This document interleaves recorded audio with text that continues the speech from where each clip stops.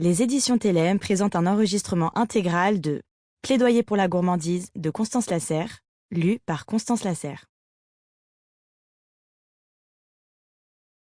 Avant-propos. Gourmande, quel est votre secret? Dis donc, t'es gourmande, toi. Waouh, qu'est-ce que tu bouffes, toi?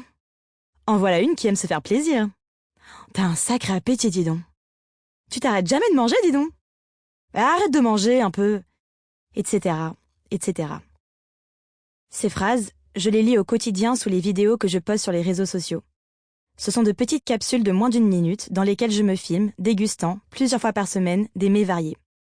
Au premier abord, ces commentaires semblent innocents, de simples observations tout au plus taquines ou espiègles, voire flatteuses ou même admiratives, comme si elles célébraient mon extraordinaire capacité à me faire plaisir et à aimer manger. Pourtant, j'ai, dès le début, ressenti un certain malaise à leur lecture. Pendant quelque temps, je n'ai pas su mettre tout à fait le doigt sur ce trouble.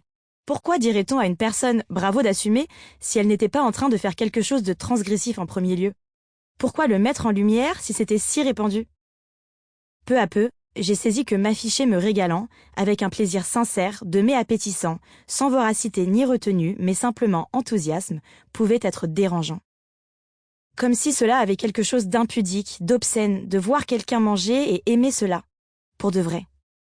En réalité, derrière c'est « en voilà une qui sait se faire plaisir », se cachait souvent une fascination presque malsaine, dissimulant elle-même une frustration, une jalousie, un malaise, une peur de la nourriture même. Et une question, comment fait-elle? Puis un jour, j'ai reçu un message. Merci de démocratiser la gourmandise. Alors j'ai compris. J'ai compris que dans notre société, la gourmandise est toujours considérée comme un vilain défaut, un des 7 péchés capitaux, dont on devrait avoir honte, confessant d'un air penaud, acculé après avoir commandé un dessert au restaurant. J'ai plus faim, mais bon, c'est de la gourmandise.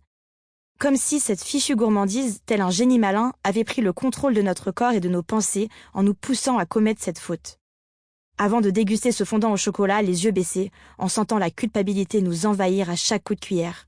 Plus encore sous le regard de ceux qui ont su résister à l'appel du sucre. Contrairement aux faibles, ou même aux goinfres selon certains, ceux-là savent se contrôler. J'ai compris qu'en faisant le choix délibéré de manger ce gâteau ou ce plat de pâtes, sous le regard de quelques milliers de personnes, avec joie et appétit, et en l'assumant sans chercher à me justifier ou me dédouaner, c'était contribuer moi-même, inconsciemment, et avec la plus grande innocence, à la remise en cause de cette honte et de ce malaise. Chapitre 1. Manger, c'est ma vie. Partie 1. Manger, c'est la vie. Sample complete. Ready to continue?